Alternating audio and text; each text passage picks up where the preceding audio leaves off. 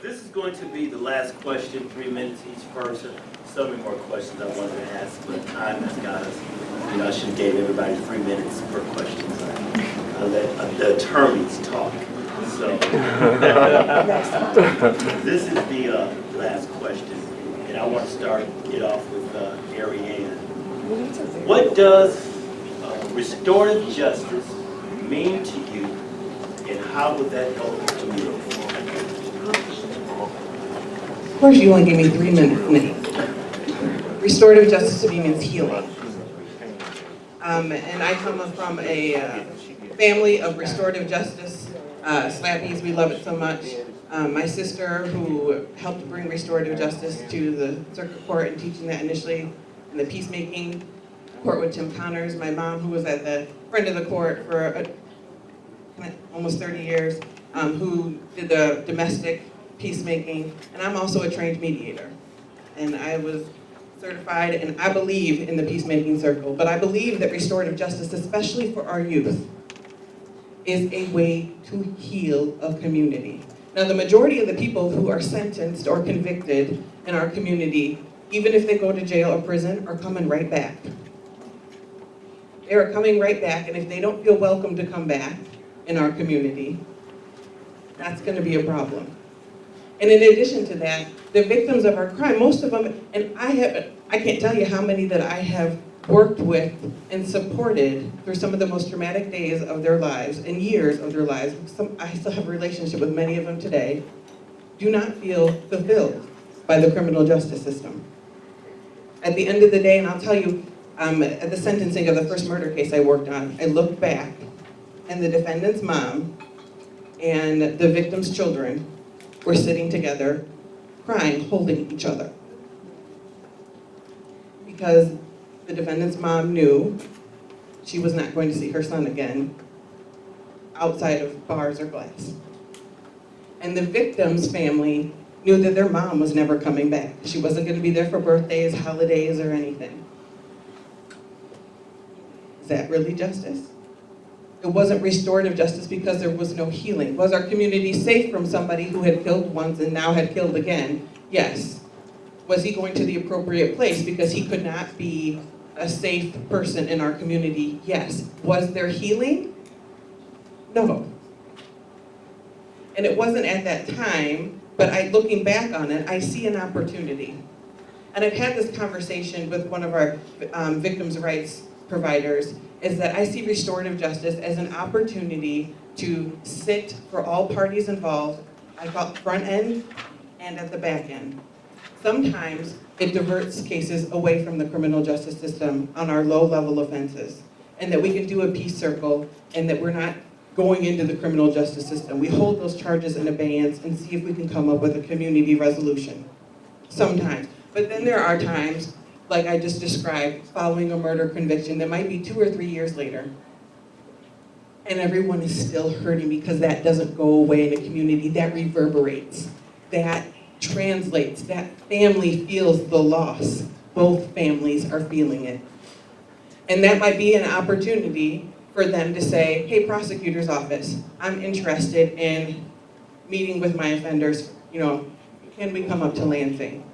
And making that bridge between victim services and making that a service that is available is something that I'm very interested in. And expanding our program to post-judgment so that we can have conversations in prisons, conversations on parole, conversations on probation, and so that our community is truly healing.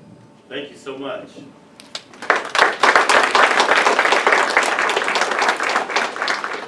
Yeah, so restorative justice, it's a phrase that's bandied around a lot. It's sort of a buzzword now, but it has a very specific meaning.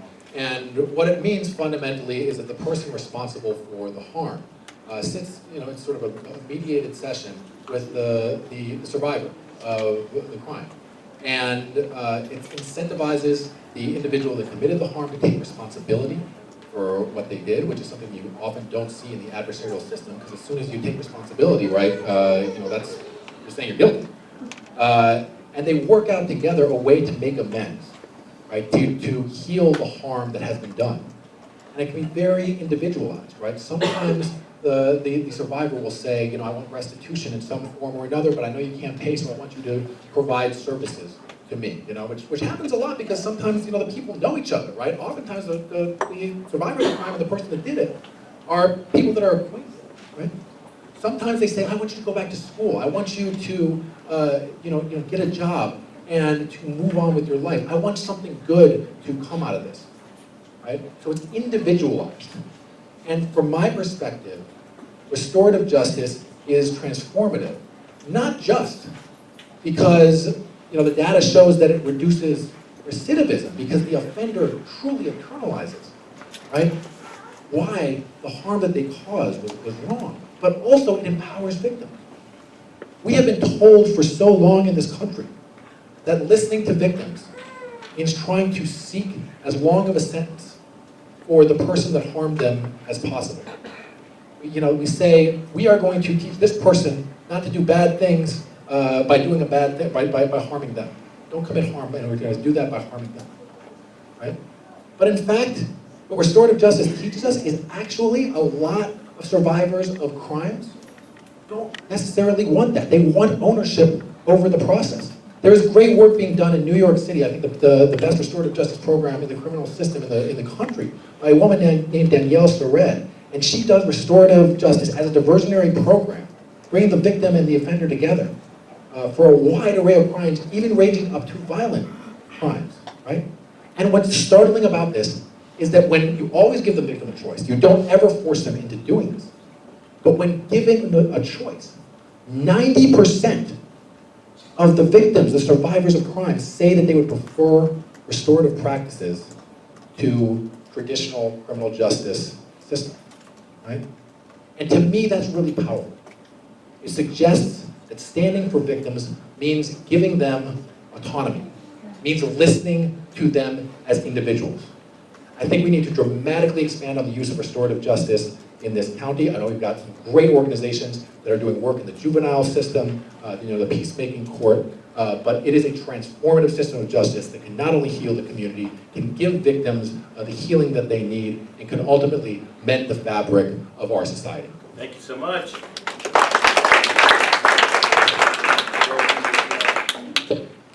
Restorative justice. To understand something, we need to understand how it got started. We know that restorative justice got started by a group of ministers, of reverends, people building restorative justice on the Bible itself, of being able to make amends, of being able to have redemption. So we understand the genesis of restorative justice.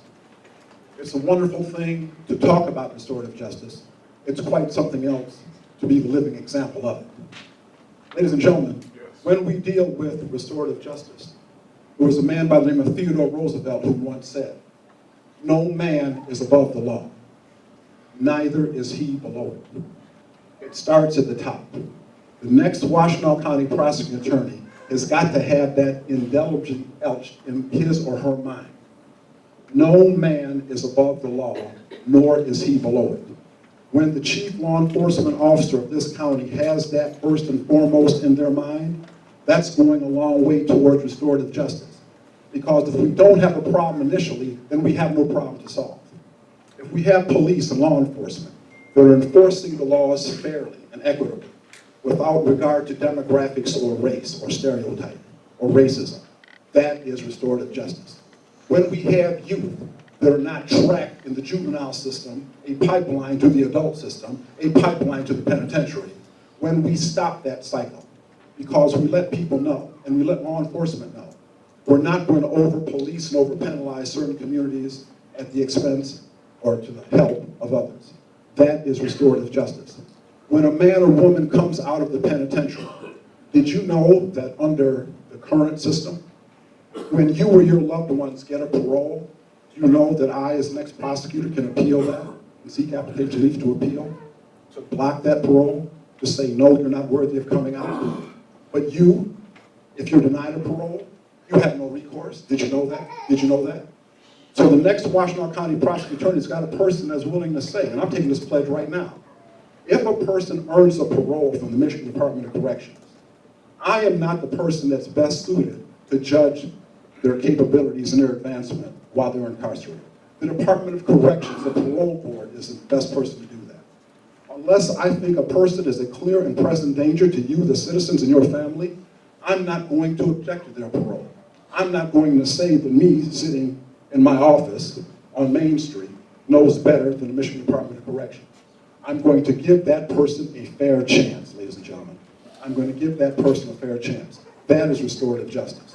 When you have a victim of a crime that knows that they are in fact cared for and that they're going to be looked after and made whole. And I agree with what my opponent said.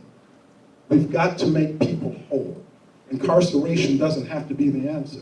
Healing circles, restoration, counseling, all those things are legitimate. That is restorative justice. And finally, ladies and gentlemen, for the man or woman out in the streets, you or your family members, when you know that your prosecutor is dedicated to you and your safety, that goes to bed thinking about your safety, gets up thinking about your safety, demands your safety be first and foremost in his mind and the minds of his staff, that for you, ladies and gentlemen, your families, is restorative justice. Thank you.